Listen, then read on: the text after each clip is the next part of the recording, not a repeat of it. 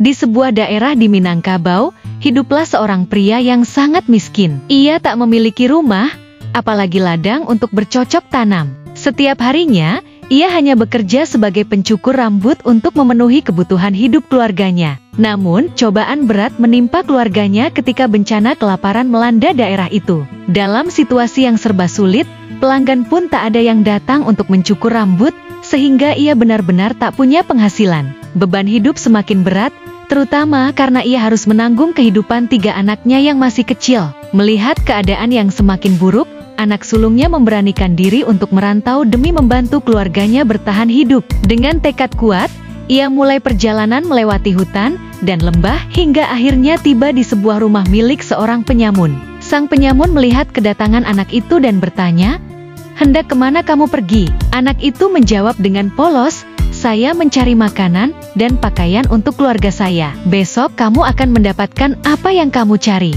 Tinggallah dulu di sini malam ini," ujar sang penyamun. Anak itu pun setuju. Malam itu, ia diberi makan dan minum, lalu beristirahat di rumah penyamun. Keesokan harinya, ia melanjutkan perjalanan hingga tiba di rumah seorang kakek tua yang baik hati. Seperti sebelumnya, si kakek juga bertanya apa yang dicarinya.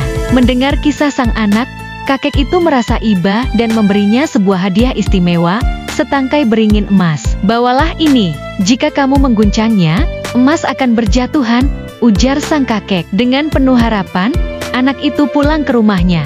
Namun, sebelum sampai, ia kembali menginap di rumah sang penyamun. Tak disangka, penyamun tersebut memiliki niat jahat. Saat anak itu tidur, ia menukar beringin emas asli dengan yang palsu. Setibanya di rumah, sang anak segera mengajak keluarganya untuk mengguncang beringin emas tersebut. Namun malang, tak ada sebutir emas pun yang jatuh. Dengan hati hancur, anak itu kembali ke rumah si kakek untuk meminta penjelasan.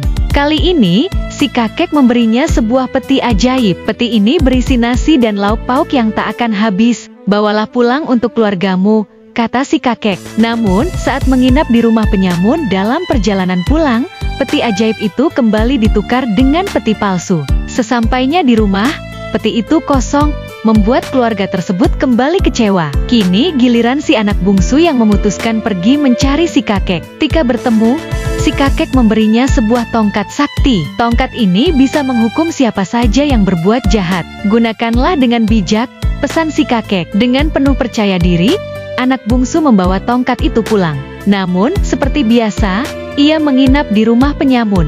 Ketika penyamun mencoba mencuri tongkat itu, tongkat tersebut langsung memukuli si penyamun tanpa ampun hingga ia tewas. Esok harinya, anak bungsu menemukan tubuh penyamun yang sudah tak bernyawa. Dari situ, ia menyadari bahwa selama ini penyamun itulah yang menukar beringin emas dan peti ajaib mereka. Dengan tongkat saktinya, ia berhasil menemukan kembali beringin emas dan peti asli milik keluarganya. Anak bungsu pun kembali ke rumah membawa harta benda itu. Sejak saat itu, kehidupan keluarga mereka berubah total. Dari keluarga miskin, mereka kini hidup berkecukupan dan bahagia. Kisah ini menjadi pengingat bahwa kejujuran dan usaha keras selalu akan berbuah manis. Terima kasih telah menonton Dongeng Nusantara di channel Dreamy Tales. Jangan lupa untuk like, komen, share, dan subscribe untuk terus mendukung channel ini. Sampai jumpa di dongeng berikutnya.